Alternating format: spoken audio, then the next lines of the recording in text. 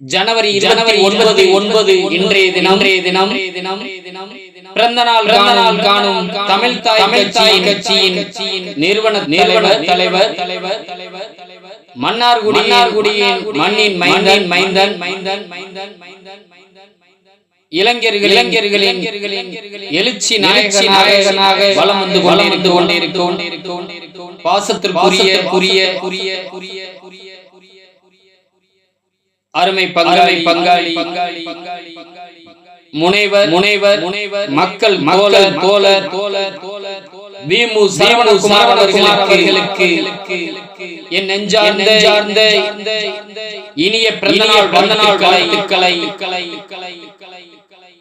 அன்போடு கொள்ளும் இந்த வேளையில் இந்த பிறந்த நாளில்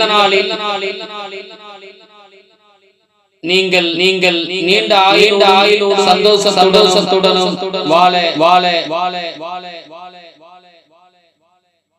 எல்லா வல்ல இறைவனிடமும் வேண்டிக் கொள்கின்றோம்.